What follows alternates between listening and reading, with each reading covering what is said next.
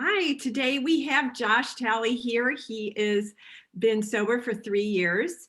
His mom is in our Almighty Mom tribe of moms of the Almighty Mom tribe. And Lucretia is here with us as his mother. We have been praying for Joshua for quite a while, and he was recently, like 6 weeks ago, released from maybe not that long ago, but somewhere around there, was released Yeah, from prison, and we have a group of questions for him. So welcome again, Joshua. And I thank just, you. my pleasure. I want to share one thing. We have Beth Marie in our Moms Letting Go group, and her son Joshua died. Um, I believe it was in the fall. I'm sorry, I didn't look that up, Beth Marie, if you're watching right now, but she lost her son and she has chosen to stay in our group because it helps her heal, to minister and to be there for the rest of our us. And she finds love with us, and she finds it to be therapy for her in her grieving. And she has said that she is going to adopt you as her new Joshua to pray for. So Oh, isn't that that's so amazing? sweet. I That's know. awesome. No I'm so pressure. glad she stayed. Well, you know what? I need the pressure.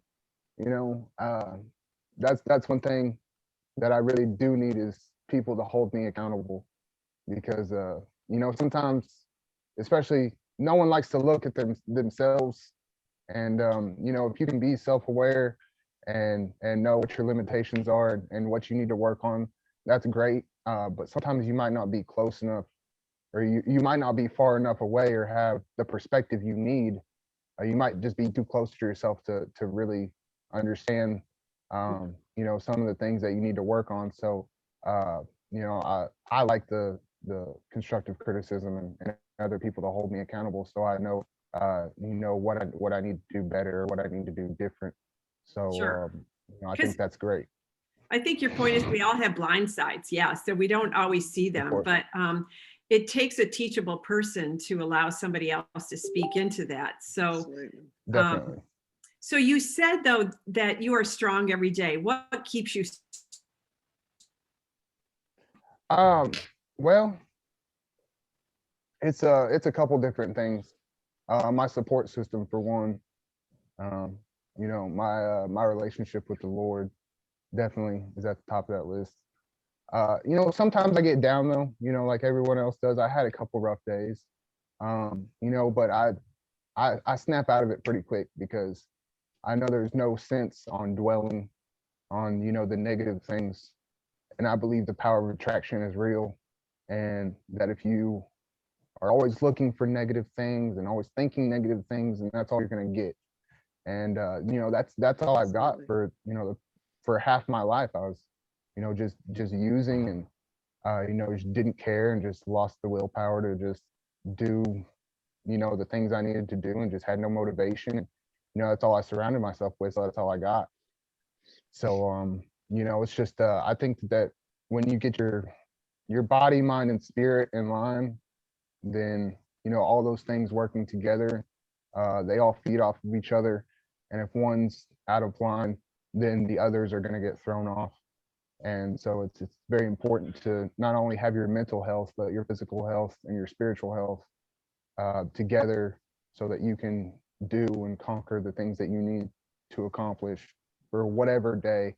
And I don't try to look too far ahead into the future or make plans because I know God's going to change those Yeah. and for where he wants me to go. So I have I set goals and I have a direction, but I'm going to let him direct my path and how I'm going to get to those things, especially if he wants them for me. If you want what he wants, then he'll surely give them to you. Right. Awesome. Yeah. And Amen. amen. Yeah. Us moms learned a lot about, I'm a planner. I think most of us moms are planners, and we've learned that with our children, and especially in addiction, we have no expectations. Like we just kind of, it's easier to cope. My son, who's a recovering addict, says the same thing. Just Yeah, no expectations, but just pray for God to lead. So one mom asked, does tough love really help? So, like being kicked out of your parents' house, let me read this, hang on a second. Being kicked out of your parents' house, and in some cases, oftentimes parents, families turn against the addicted loved one. But in your situation, did tough love help you? And if so, how?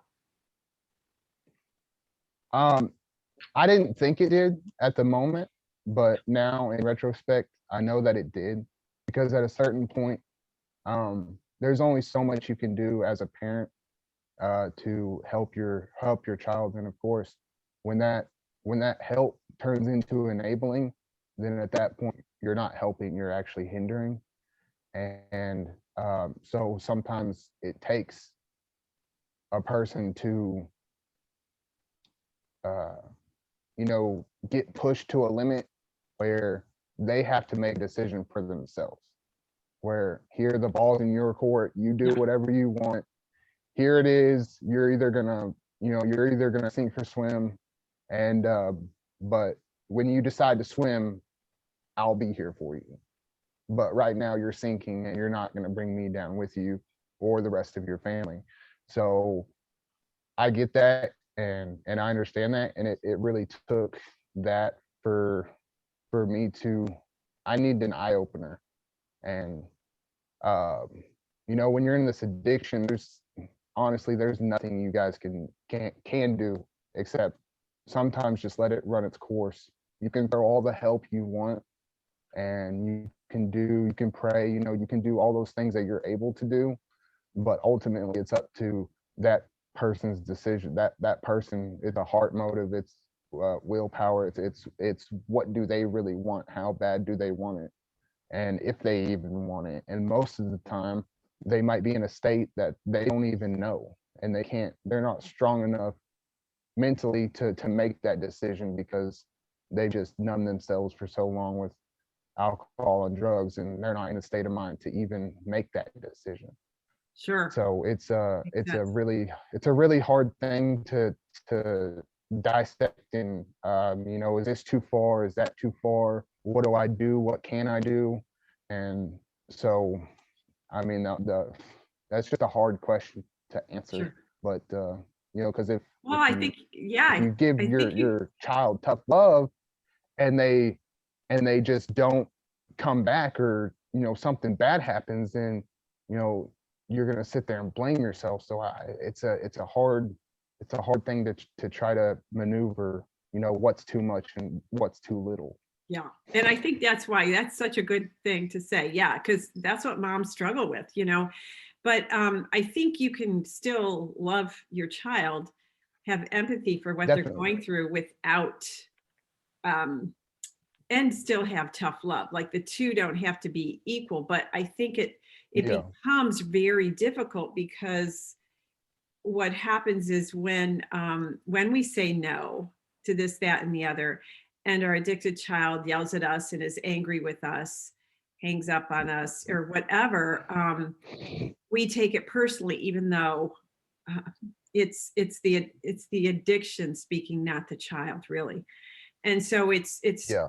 difficult to separate that. So thank you for letting us know that tough love is okay, but to keep It is definitely okay. loving. Yeah.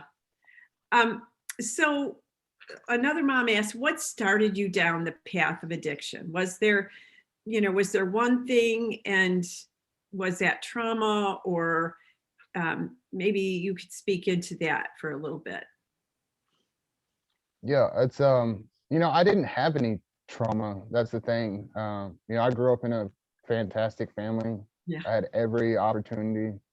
Um, it's just where I grew up was, and most addicts, they don't start their addiction wanting to get addicted. It starts out as fun, it starts out as recreation, and then it morphs into this just everyday battle, hustle, need to fill Mhm. a void that you've created with using these drugs, and it's for any feeling. You don't so you're happy, sad, sleepy, hungry, whatever, you're going to use that drug To to feed that. meet that need. Wow. And me personally, it started out as recreation. So I think after I got so far into that, because you start using and you're up here, and then when you get addicted, you're down here. So then you just start using just to try to get normal, just so that you can acclimate, just so that you can do, everyday tasks that you just have to complete, like getting up, or, going to work, or whatever. And so it became my addiction, and my shame and guilt. That became the reason that I wanted to use more. That was my trauma, the trauma I inflicted on myself, the trauma I inflicted on my family. Yeah. That's just, when you're so deep in a hole and you don't see a way out, or the way out, you just don't have the willpower to get there. And you don't have the um you don't want to tell anybody. So Right. you don't Because want to you're let ashamed. anyone know what you're going through, because you're ashamed. So the only way out is just deeper in. And that's just the criminal addictive thinking, is just, well, I don't see a way out, so might as well just go deeper. Okay. And So it almost is like hopeless. The thought of there, you just don't know how to stop. I mean, because it's such a brain. yeah, it's just when every day is centered around getting this one pill or drug, or whatever, and that's what your whole day is centered around, and you don't care how you get it, because your body is telling your brain what it wants and what it needs. You will go to any length to get that. And whether family or friends, or money, or robbing or stealing, or whatever you're doing, it doesn't matter, just as long as you get that. And So, it's just so it's just a did, vicious did cycle.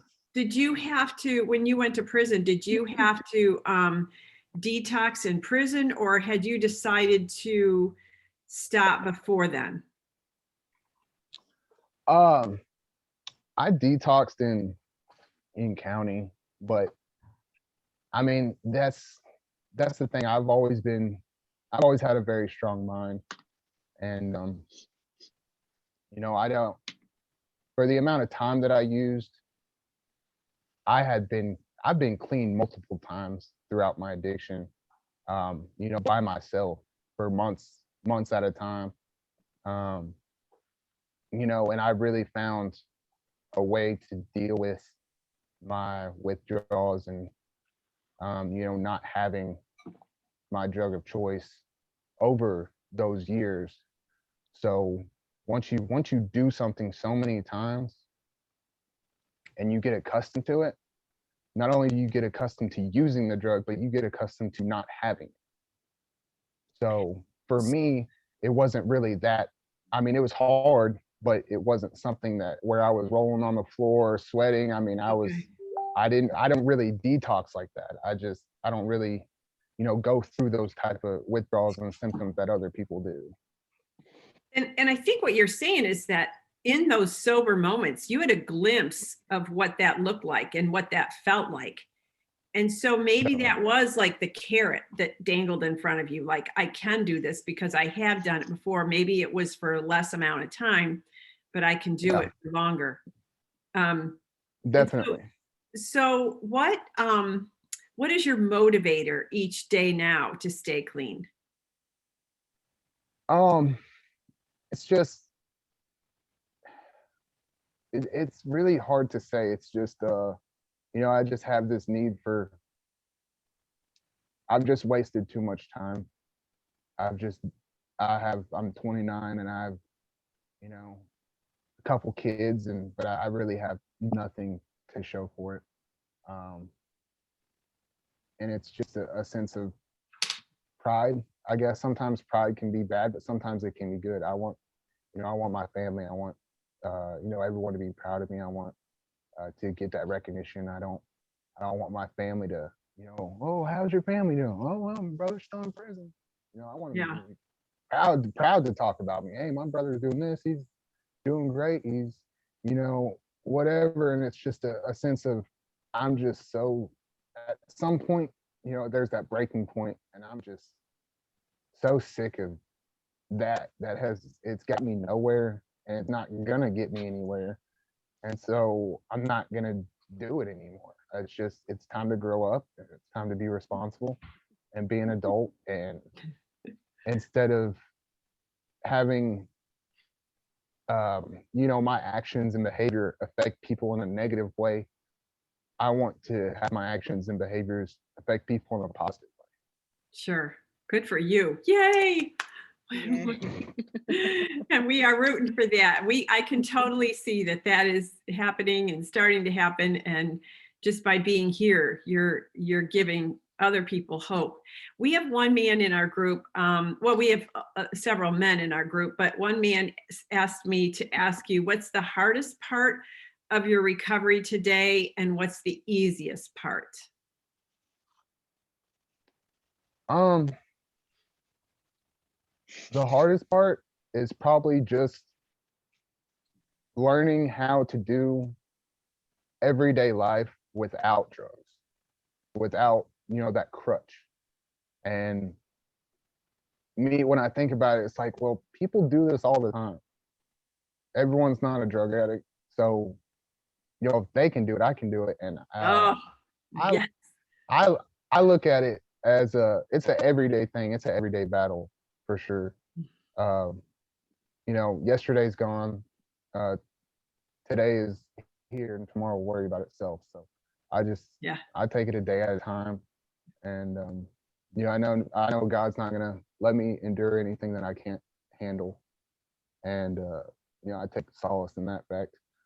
The easiest thing about it is probably, I don't know, I'm just a very practical, logical person. So especially when I'm sober, especially when I've, you know, uh renewed my mind. So when I think about things, I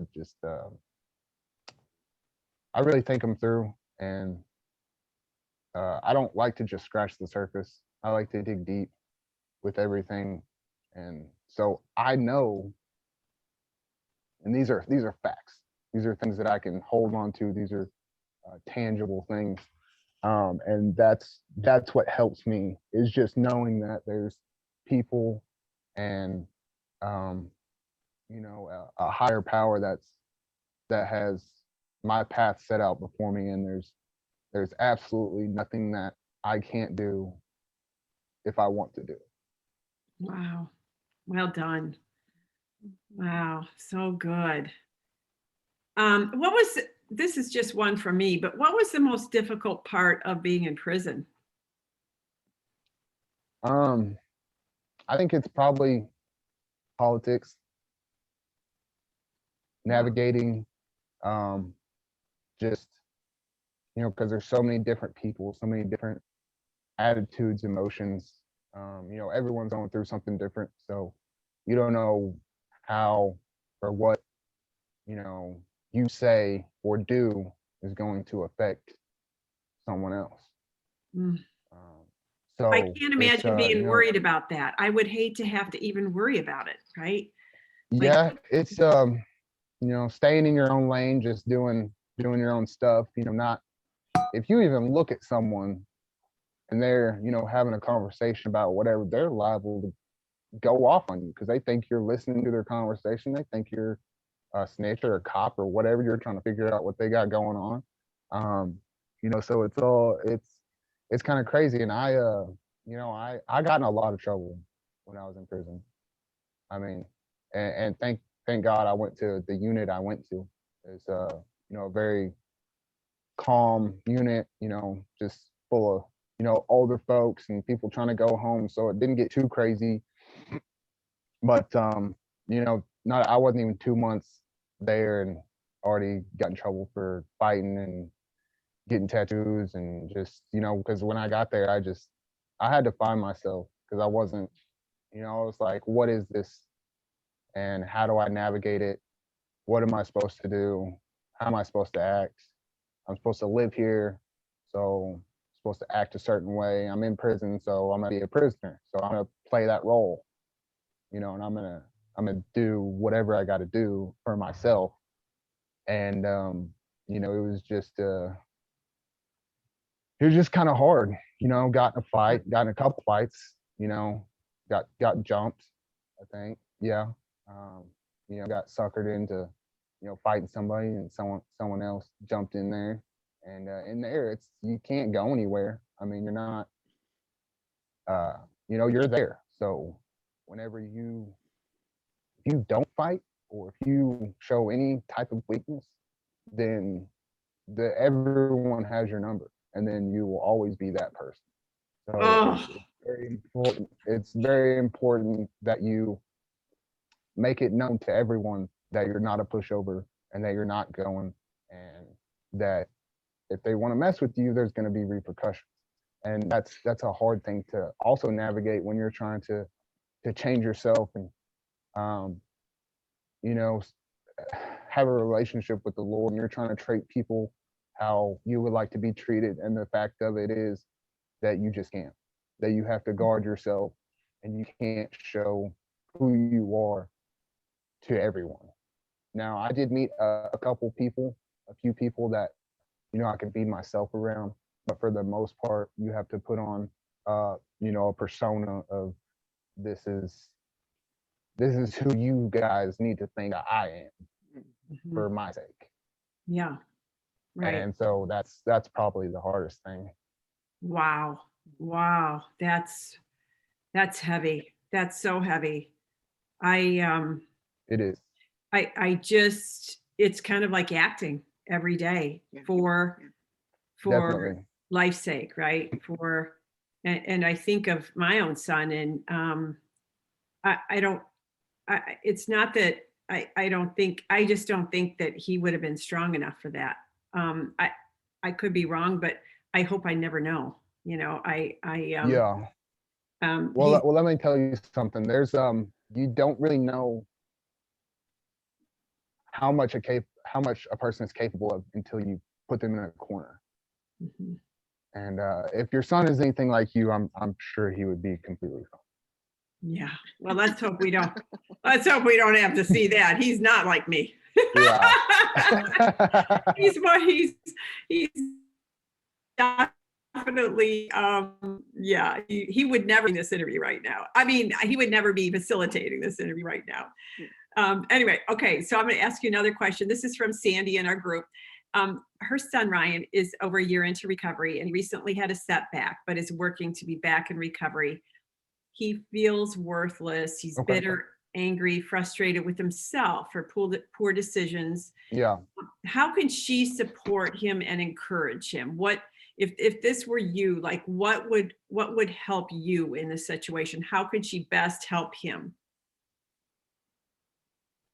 I think that, well, I mean, I would have to probably talk to him personally to understand, where his head was at. But I've been there before, and me personally, when I'm doing that and I'm self-loathing, and sometimes I just want some space.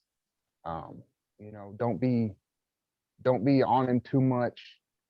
Sometimes just asking for help, or asking, hey, what do you need? You might be asking, what can I do to help you? But what they hear is, what are you trying to figure out? And what are you Oh, it's trying pressure. to do to me? And It's pressure. yeah, it's pressure. And so I know it looks like, hey, I'm here to help you, but what they see is, why do you keep asking me questions? Because I can't answer them. I never ask questions, do I, And ladies? that's what we hear. And Yeah. so I think the only Good. thing I could really say to help her and to help him is, sometimes that's just something he's gonna have to work through himself. And maybe just And to that he's say, I'm not worried, you've got this. Yeah, just a little bit of encouragement, Which she does. and Yeah. also just to say that, where was I going? Sorry, I interrupted you. No, it's all right. Oh. Um, he he's got to forgive himself before, anyone else can forgive him. And I forgive myself. And if you can't, then all you're gonna do is walk around with that feel like it's just a rain cloud, like it's just constantly raining on you, and you don't have an umbrella, and you have to find that umbrella. You have to It's a good analogy. engage yourself. And if you're aware of your shame and your guilt and all those things, you have to really search yourself and understand why you feel those things and what caused you to feel those things. And it helps to write things down.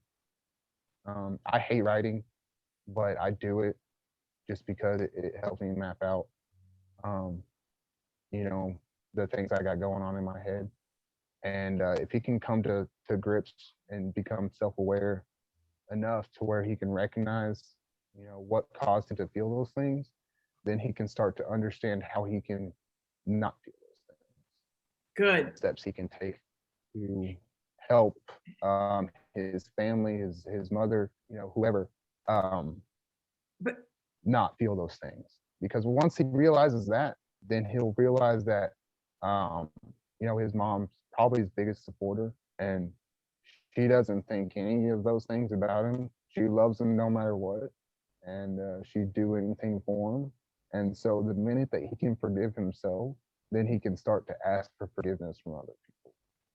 yeah, and I think I think that's such a good point, because if they're still living in shame, and I've seen this with my son and daughter-in-law, even with their children, like they're so living in shame, they haven't forgiven themselves. So therefore, they want to like do everything to make up to their kids, which then they have no boundaries. They just let them do whatever.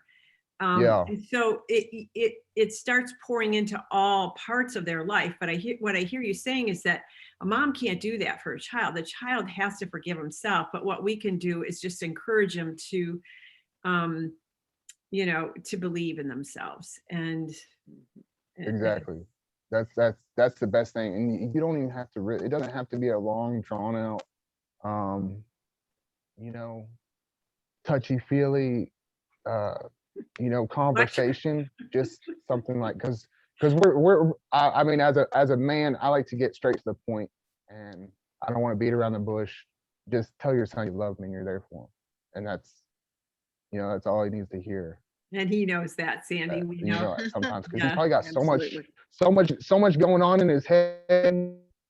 He can't make sense of all that right now. And then you throw in all this motherly love, and he just sees it as pressure because he doesn't want to let you down, and he doesn't want to shame you anymore, and he doesn't want to feel guilty anymore.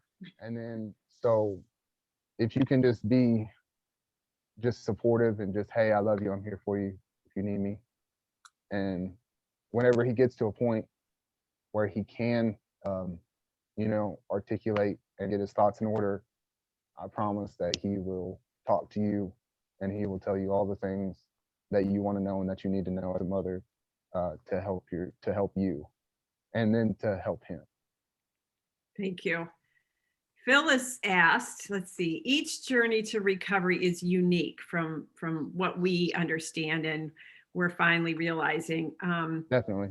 She's almost completing turning her son away. She said she's tried to help, rehab, sober living, nothing's worked. I encourage recovery. Is this the way you want to live? I finally come to the point there's not much else I can do. Suggestions. And I think you kind of spoke on that a little. Until the person's ready, there's not a whole lot we can do. But do you want to say anything more about that? Yeah, the only thing I can say is to her is if you're trying to help so much and they don't want it, then all you're doing is hurting yourself. Because taking that rejection time after time, why don't they want my help? Why won't they change? You're constantly you're eating all of that because they don't want it. And if you've tried and tried and tried, that's all you can do. But don't take yourself through their negativity and their, you know, their bad journey, just because you're trying to help them. I mean, I know that's hard to do as a mother, to let go, and it's not a good feeling either way. I mean, letting go and, you know, taking that rejection from your son, not wanting your help, neither of those is a good option. You don't want to do any of them, but it's you know, it's hard for us to think about the long term. You know, we want to help them now. We want to do something for them now. What can we do right now? And Yeah. the fact is, it's just not going to happen right now. It's not going to happen overnight. It's a process. And my mom had to let go. And when she told me that, and when she told me why, and everything she went through, it absolutely broke my heart. But I'm gonna try not to cry. It helped me, and it puts the perspective on what I need to do. So that might be the thing that pushes your son to the decision that he needs to change. And I hope that it does. Thank you. Thanks so much for sharing that. And I think, moms, you can do that in a loving way. Like, I think it's in my 7 steps to recovery, is like, at some point, you know, you sit down and you have that conversation and you say, I've tried and I'm getting in the way of your recovery because you have to want this and I can't want it for you and it's harming my life. So I want you to know that I'm going to be doing some things differently. I'm going to be letting go, but I don't want you to think that I don't love you, but this is for you. And Definitely. and I think one of the moms asked, you know, when your mom told you that, or when moms get angry at their kids, you know, how do you receive that? And I think, well, let me see what this question is. Does getting angry toward your son help or hurt the hopes of recovery? And so, and let me just speak into that for a minute, because I want to say, moms, when we get angry at our children, anger is a real emotion, and it's okay to be angry. But sometimes, if we react anger and it's the last time we see our child, we're going to hate that we reacted that way. And so when the situation is such that you are in control and you can wait and respond, like Lucretia did probably with Joshua here, and just stop and say, things are going to change. I have to do things differently for my own self-care. Then you're calm, then you're responding and you're doing it in a loving way. So, you know, I know I asked you that question, you know, does anger help or hurt the hopes of recovery? I'm going to let you answer that, but I just always want to be an advocate for moms to find another way besides anger, I guess. So that's for me, or that's for my mom? Well, I think so. I can't say what's happened in your life, and it's kind of awkward because your mom's right in the room here. But That's all right. if We don't have any secrets. If she got angry at you, okay, because of her hopes for your recovery, and she got angry at you, did that help or hinder you? Did that help you or hurt you? I think I mean, it helped. It helped me. But it hurt her. It stressed me out. And yeah, I mean, let me I tell you had something. seizures. She is you don't want, the last thing you want, and this is for anyone, you do not want a mom to be angry at you, because that is just something that's otherworldly. I mean, even another person's mom, you know, because that mom thing is recognizable no matter if she's your mom or not.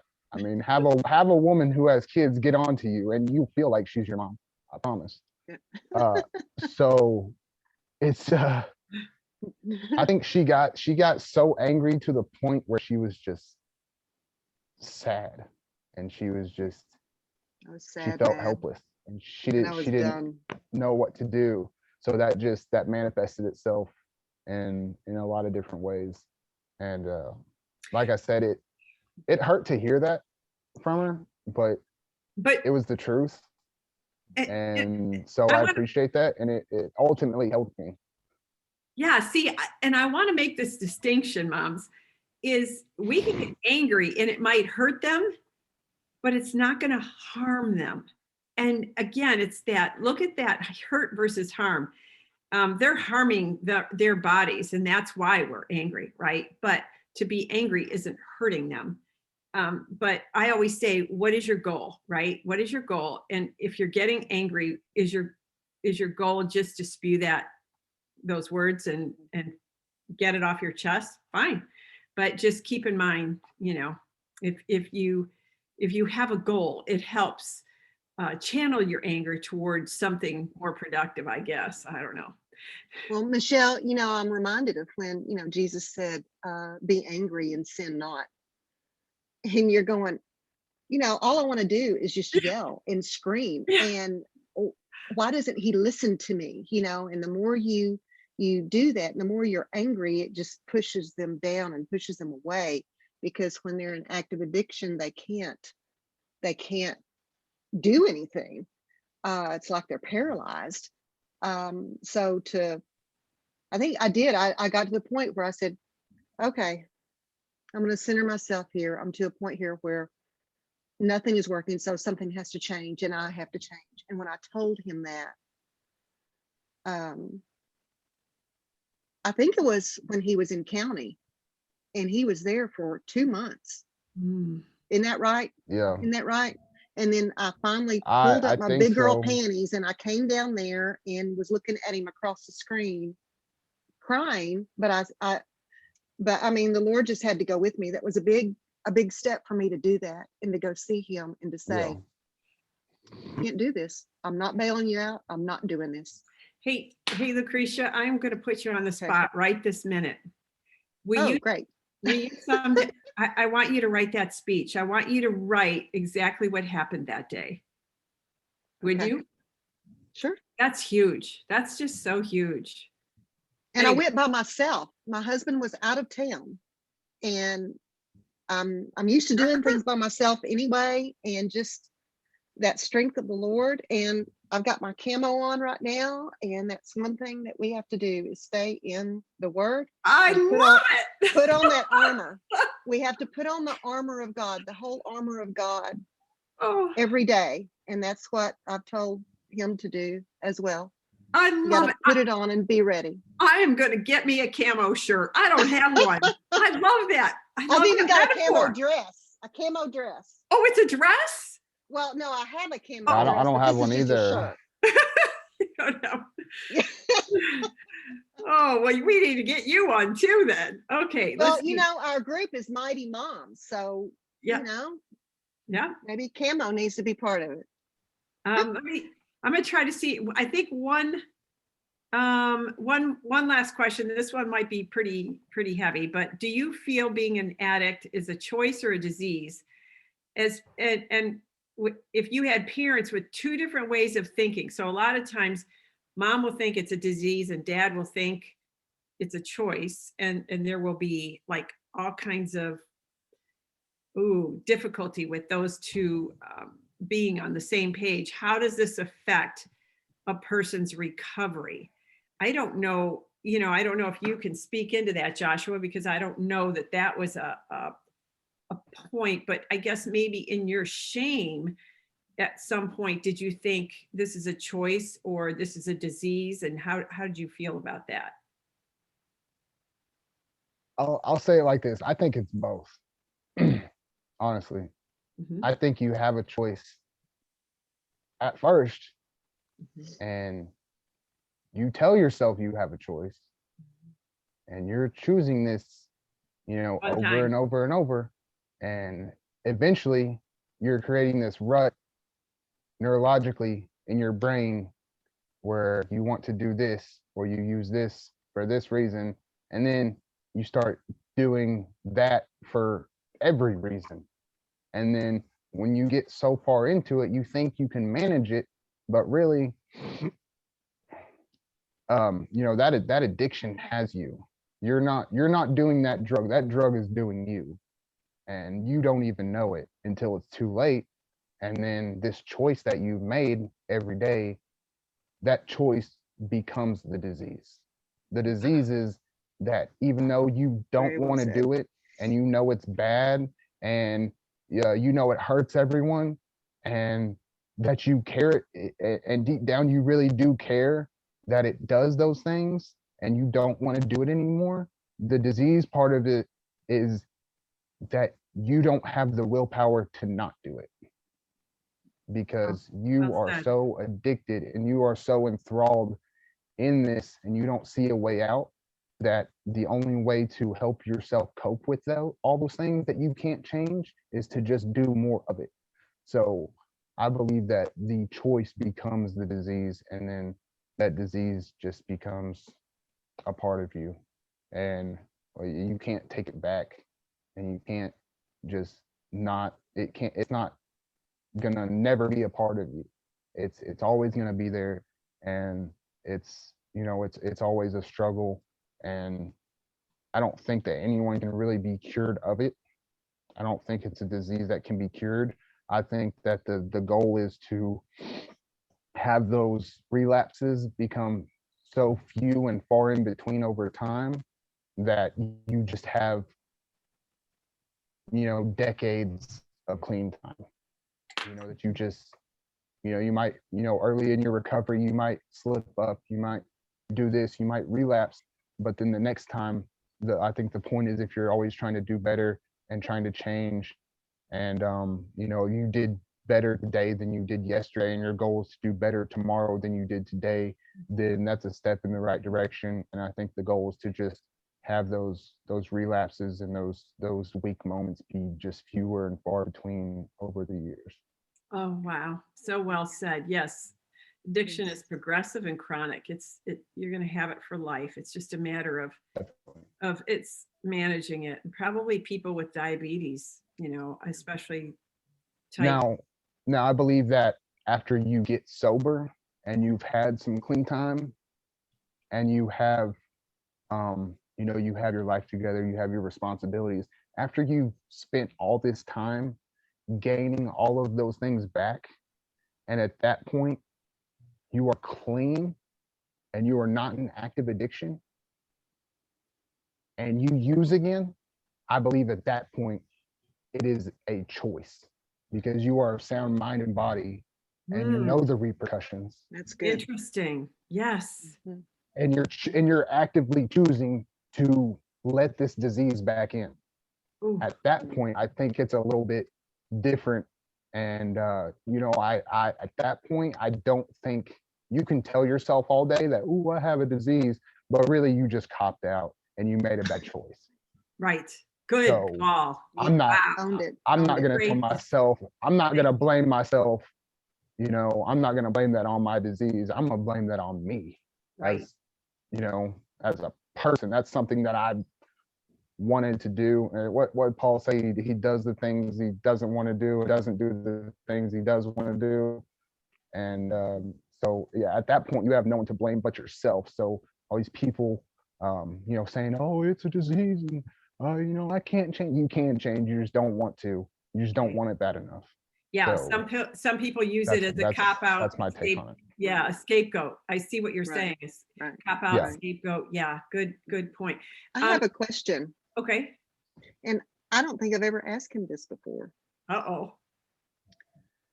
And I've thought about this because other moms have this question also. And it's okay, what do you think would have happened if you had not been arrested and put in county and not bailed out, and where you had to dry out there in county? Do you think that choice of living that way would have just kept on and on and on until you were arrested? Um What you mean before I went to prison, or what do you mean? Yeah, yeah. When you were arrested and you went to county. And then I mean, you had so many of these, the judge had to get involved. The courts had to get involved and say, here's your consequences. You're going to prison. Yeah. Um, what do you think if I would have just got bailed out? Is that, Yeah. I guess I don't Yeah. understand the Yeah. question. If you would have just been bailed out, would this have just continued and continued? Because that was like what, the fourth or fifth time that you were there. Probably, but the thing was, Mom, I couldn't get bailed out. I had a $250,000 cash bond. But I I had think, I bond think, revoked from the last time I got bailed out. I think what she's saying is, and we've all had this question, if our children go to jail and we don't bail them out, and in this case, you couldn't really get bailed out. Last time my son couldn't really get bailed out. If you all hadn't had that stop in jail where it was abstinence right away, would you have kept going till death, or would you have, and we can't predict what that answer is, but we're always curious, is jail what stopped you from using, or is it you who Right. stopped you from using? Right. I think I think there's a lot of working parts in that. So first I'll say that when I would go to jail, I'd get out, a month or, a couple days or whatever. Then I go straight back to using because my mind has been so saturated with these drugs and everything in my choices where I had all these pending charges, so I really didn't care. At some point I knew I was going to go to prison at some point. I had so many charges that I was going to go down, and when I did, I was going to go to prison. So now just going to jail, in and out of jail, I think that there's this time I probably, if I didn't go to prison and if I would have got out, I very likely could have been dead the way I was going. So, so some people think, well, I'm going to go to prison because I want to do my time so that it's over. So did serving your time make you feel, okay, all that was done before I served, I did it, I'm done, and now it's a clean slate? Yeah, definitely. I mean, that's just something I had to take care of. It's a very liberating feeling to see a cop and not want to immediately run the other way because you have a warrant or whatever. You see a cop behind you driving and you're just so paranoid that you think they're gonna pull you over or whatever. So yeah, I mean that's I gotta go do this time. I'm gonna go do it and knock out these charges and But he's on probation. I need this. He's Right. not completely done yet. Yeah. Yeah, I still have two years left on parole, but so I still gotta keep myself good. But I mean that's not the reason why I'm making the choices I'm making. Okay. That's I'm not making those choices just because I'm on parole. I'm making those choices because I want to. Right. I There's a want to do big better. difference. So, Yeah. yeah. But the time is, if you don't spend enough time drawing out, then you're not going to be in the headspace that you need to be in to make the choices you need to make that are going to better you. So when you're in that drug saturated mindset and you're withdrawing, you're not thinking clearly. So if you're only in there for a couple days or a month or whatever, all you want to do is just get out and get high again. Right. So right. Okay. Well, I mean that 2 years, that 2.5, however long it was, that really gave me the time I needed to just get completely clear and get some perspective and just grow and change a little bit and just fully wrap my mind around what I need to do because I'm a very thorough person and I like to have all the information set out before me before I make a decision. And so when I was just going in and out of county and I was just my addiction, I never had enough time to cycle through all those choices and decisions. I was just sure. I was just living that lifestyle. So now Yeah. that I got some time to just sit down and just really think and explore myself and my mind. I've just that's made me so much more powerful and so much stronger that some people say don't even open the door to your addiction or to those people or whatever. I'm at the point now where I don't even have a door to open. I mean, I've made the choice and there's no trying or, I'm going to try to do this, I'm going to try to do that. I'm just not going to where I am going to. I'm going to be hot or cold, and I'm not going to be lukewarm, and no one's going to knock me off my square.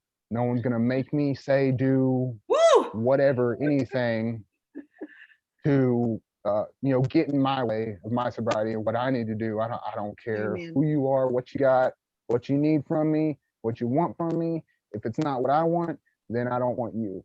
So if it's not where I'm trying to go, then you can't go with me. Okay, I love it. So we're at noon. I said we were going to go for an hour, but we can go a little longer because we have some moms in the group right now who are on the call. Do any of you have any questions?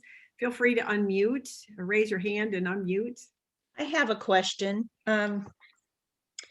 We talked a lot about about your sobriety and going through prison and getting clean. And my question is, in the thick of it, when you were using and as you just said, when you were influenced by the drugs, and you talked a little bit about this, but what is the best thing that your mom could do to support you during that time without, as far as how to communicate with you, how to deal with it? Because, without enabling, and I know those general terms, but what is the best thing she could do to help you through that when your mind is still clouded by the drugs? I mean, that's just a really hard question to answer, because when I was in that state, I wasn't thinking about none of this or what she could do. I was just thinking about how I could stay away from my family, so they didn't know I was high. I was thinking about manipulation and how can I just keep this under wraps where they don't know. And whereas me, when I was getting high, I just stayed away from my family. Especially if I was high, I just made myself scarce. So when I'm in that state, or whoever's in that state, again, the I don't know, because if depending on what state they're in and how good they are at manipulation and how good they are at covering things up, that parent, that mother might not even know that their son or daughter is even using. They might, if they've never been through it before, if they don't know the signs of it, then they're not going to know what it looks like, or how to help it, or how to recognize it, or what to do for it. So until that's brought out into the open, there's you're just ignorant to the fact of, I don't know what this is, and I don't know how to deal with it, and I don't know what to do. So the best thing I can say is just when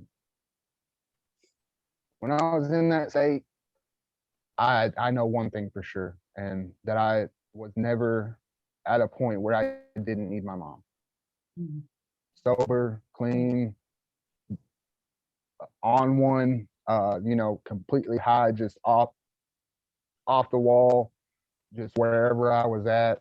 I was homeless for 3 months. I was walking around Fort Smith, had a backpack. I was just high, walking around at night, spending time in the library. But I mean, even throughout all that, and I didn't really talk to my mom a whole lot. When I was just when I got kicked out, I didn't really talk to her a whole lot, and I know she was worried about me. But when I did talk to her, I just let her know that I was all right. I was still alive. But there was never a point in my life where I thought I didn't need my mom. And I'm so glad that I have her.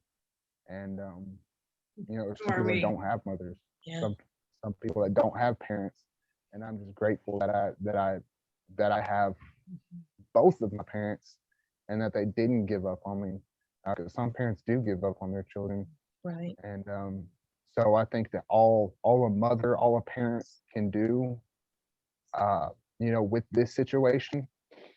And I know sometimes we overcomplicate things and we overanalyze things, and you know, you want to get a specific answer for a specific reason and how to target it, and this is going to fix it, and this is the exact way that I need to do it, and this is going to just fix everything, this is going to solve it.